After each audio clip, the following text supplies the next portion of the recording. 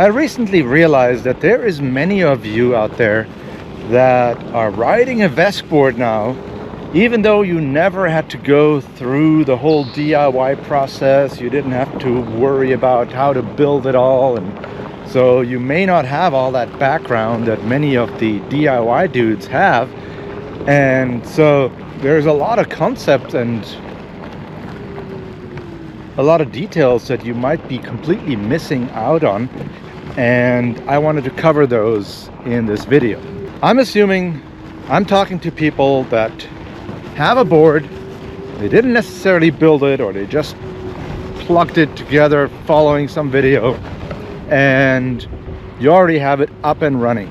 This is not a troubleshooting DIY video, just about what to do for normal use if your board is working as expected. So we'll start with the apps. The apps that you need are,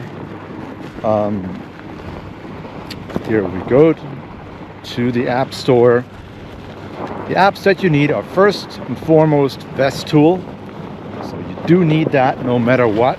It costs some money, like $3.99 or so, and you need to install that. So that's a tool that you need for setup. And then there is a app that you need for riding. And VESC Tool could be used for riding, but it's not really great. I would not recommend it. It's really only for expert users. So you want to use a more user-friendly app, which is either Float Control on iOS only, or Floaty, which exists on both. And Floaty also has the advantage that it's free, so that makes it a pretty easy choice. So download that and use that for riding, and make sure that you set it up so that you have logging automatically enabled. So now that you have both apps, the first thing you need to do is you connect with VESC Tool. And here you got to understand that only one tool can be connected at a time. So if you're connected with Floaty, VESC Tool won't see your board, and so make sure that you don't connect with another app, and then you can connect to your boards. And very, very important, name your board in VESC Tool. Don't just leave it at the default, which is, depending on what controller you have, it will be either VESC BLE UART, or it will be VESC T or Express T. Whatever those default names are, they seem perfectly fine when you're alone at home, but then you go on a group ride and there's 10 other people with VESC boards, and suddenly you can no longer spot which one is yours. So name it, that way you don't get embarrassed when you're trying to show me something on a group ride. So here is my board, I connect to it, and the most important thing that I need to do on it is to create a backup. Now, one of the complications that got introduced recently is that we have this new VESC Express communication module in a lot of our boards.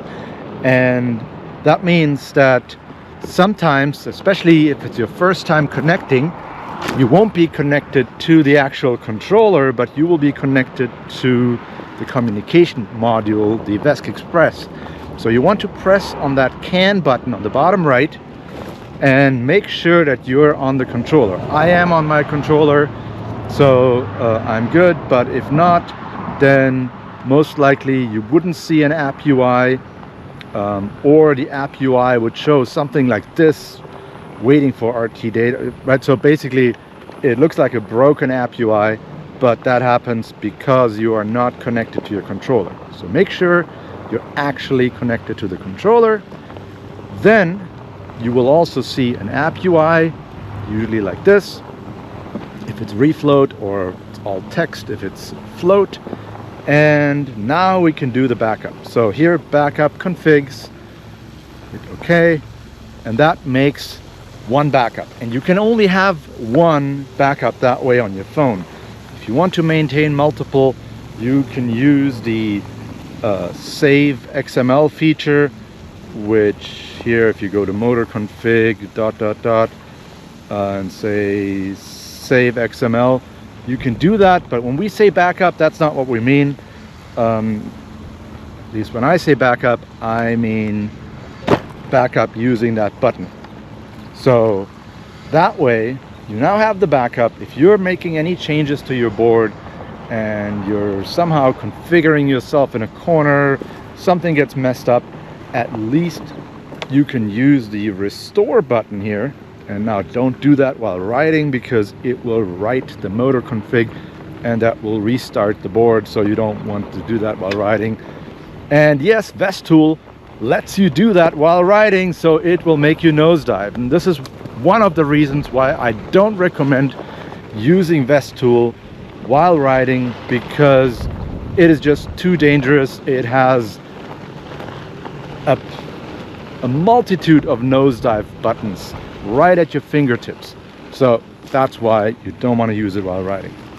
Now, I'm going to disconnect and connect with a different app. Now let me show you a quick picture showing how it all works together. On your Onewheel, everything about the Onewheel's behavior is stored on the controller and on the controller only. The apps are merely there to tell you what they discovered on the controller. So if you change something in VESC Tool, save it to the controller, and then connect with Floaty or Float Control, they will pick that up, they will read what's on the controller. So you don't have to worry that you did something in VESC Tool and then you connect with Floaty or Float Control and you would lose that, or vice versa. However, the parts that are stored only on your phone are the names of your tune, the name of your board. That is not known to the controller itself. The controller just sees a bunch of settings and it remembers these settings.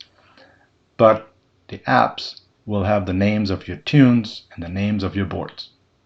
One other important thing to know is that neither Floaty nor Float Control will ever mess with your firmware, with your motor configuration, or your app configuration. All they can change is your tune. And there is a difference between Floaty and Float Control. Floaty will write the entire package configuration, whereas Float Control specifically only will ever write temporarily to the tune specific or the tuning specific settings of the package, but it is incapable of making changes to the package configuration in like specs and LEDs and those things. So all the changes coming from Float Control are purely tune related and they are temporary. You have to actually press a separate button to make any of your changes permanent. So they wouldn't survive a power cycling of the board normally unless you explicitly say write to VESC. So keep that in mind. If anyone tells you, ooh, careful, don't connect with Float Control, and apparently some people who are on Android only will tell their customers, don't connect with Float Control, I don't know what it does. Yeah, it does exactly nothing. At best, it will report problems that it finds, and you guys should actually take every one of these reported problems seriously.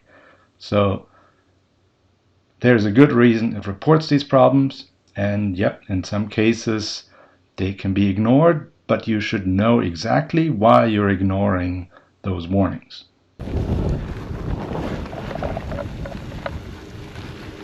A little tricky here. So here, let's take Floaty, for example.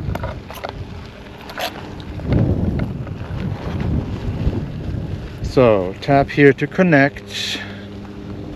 And let's see what we got here. Other available VESCs. So this one here, call it back off. So you connect to it. And I figured out how to start sessions in Floaty. So down at the bottom right, you can do a new session. and then that starts it and starts logging it. And there is also in the preferences up here, there is the setting for auto start sessions and auto stop sessions. So that may or may not be turned on now by default if you download it new, but if it's not, just go and check it, make sure this is checked, and then you will get session logs all the time.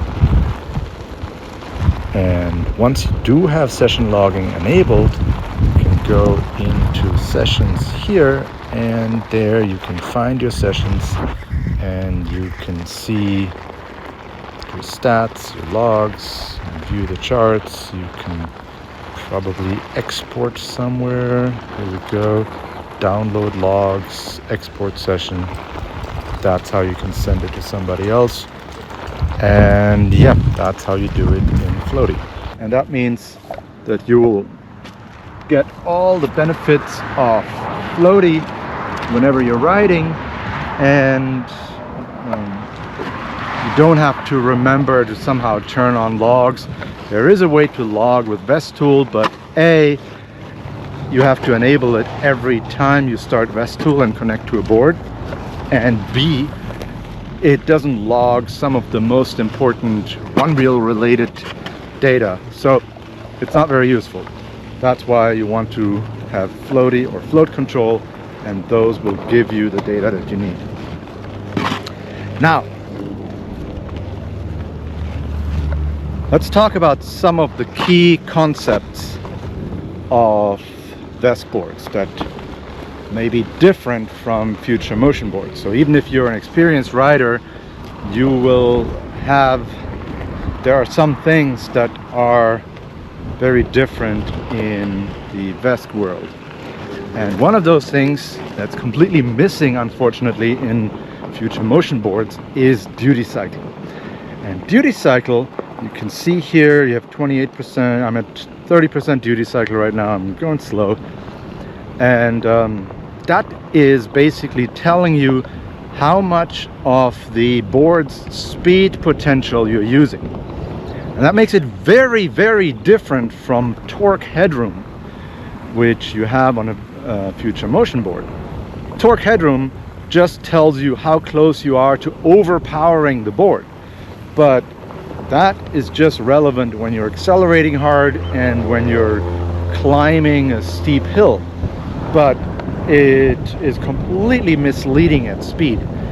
I think Floaty actually has the concept of torque headroom as well, so that is pretty similar. I think Floaty basically, yeah, you can see this like gray inner ring. That's probably torque headroom that you're seeing in there inside the speedometer. Whereas if we connect with float control,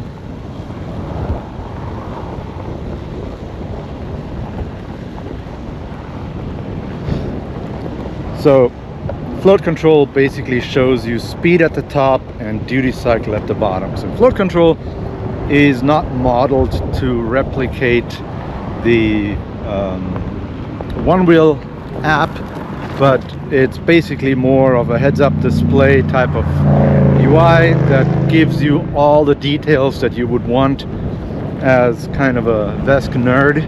And it shows you speed, duty cycle, the power that you're using. It gives you the amps, the voltage, it shows you the temperatures and so on. And it has an insane amount of features that are hidden. So yeah, you can look on pev.dev. There is, if you search for hidden features and float control, they're all described there, or most of them are. But yeah, so at the bottom we see duty cycle, and I want to talk briefly about duty cycle. So duty cycle, basically on a brushless motor, the way it works is that duty cycle shows you what percentage of the time the controller is using in order to drive the motor. So at 50%, it means that 50% of the available cycles are currently used for driving the motor. And so naturally, that gives you a speed limit on your board. And that basically, if you do a free spin on the board, you will see the board will go to 95% duty cycle, which is the max.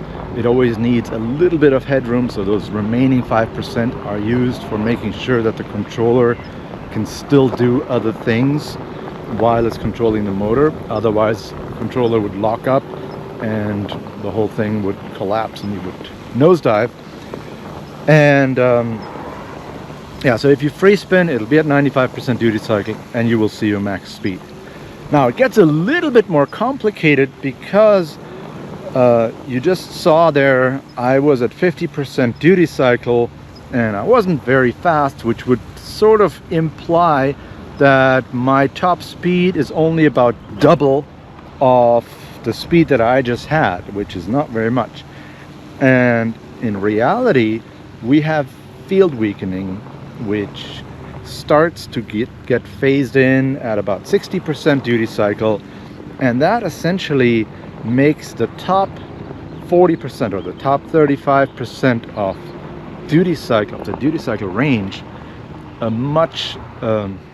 it gives it a much bigger bandwidth. So while you might go from 0 to 17, 18 miles an hour by the time you reach 60% duty cycle, you might then get another 15 miles an hour on top of that until you reach 95%.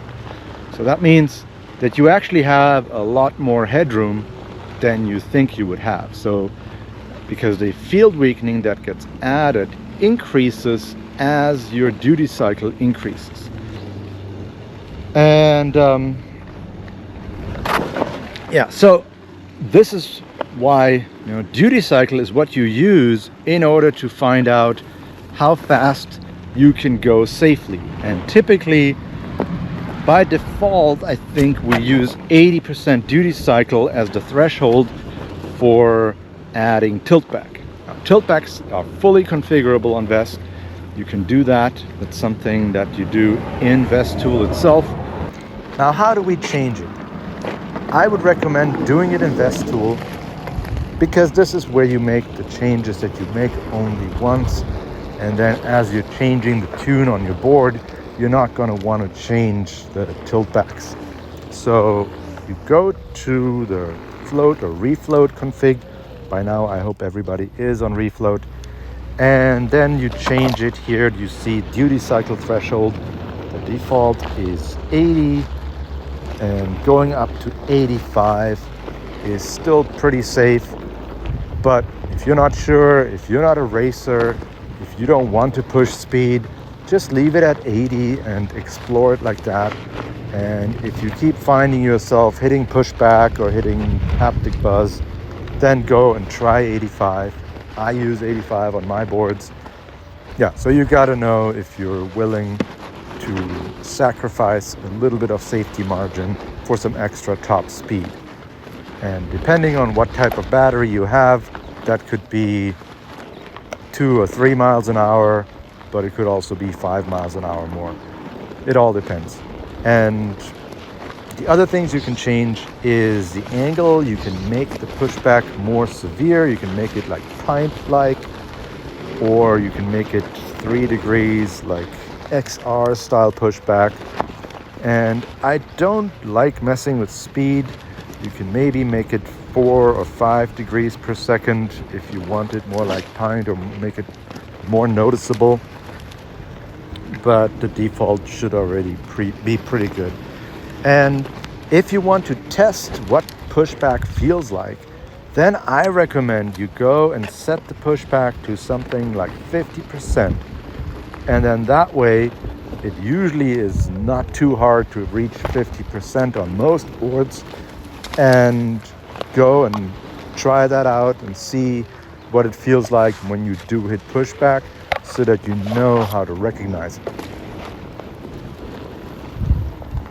and that's it. The other ones are just you're changing the properties of the behavior of high voltage, low voltage pushback, but I do not recommend that you mess with that unless you have a good reason to do so.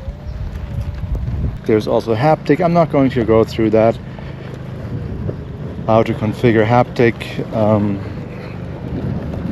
separate video, but if you're lucky, whoever you bought the board from already configured it for you. Back to duty cycle. So my intention was to cover a lot more in this video, but time is running out and I hate long videos. So maybe I'll make a part 2. I still wanted to talk about battery percentage and voltage, give you some examples about duty cycle, and I also wanted to talk about foot sensors and how to make sure that you configure them correctly. But yeah, all that needs to be in another video. So I hope this was helpful. See you guys next time.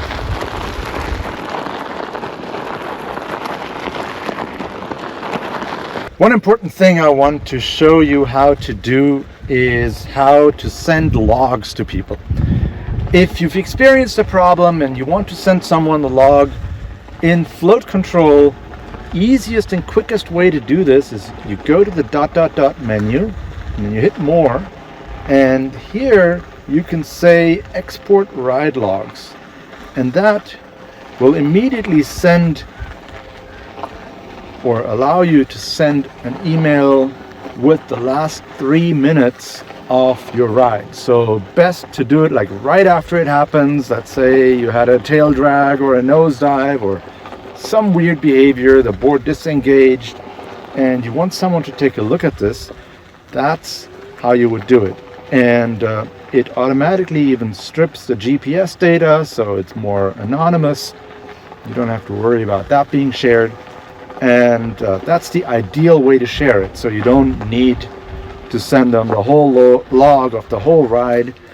And also it makes it easier for that person because they don't now have to go through 10,000 lines of logs to try to find where your anomaly happened. So that's the easiest.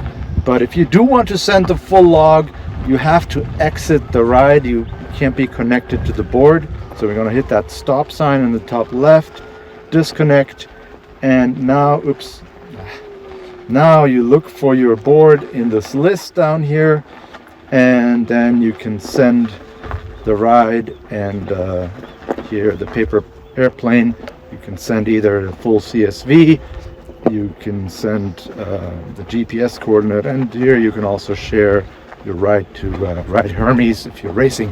That's essentially how you share logs. I'll try to do the same thing in Floaty to show you how that works. And yeah, so that is that.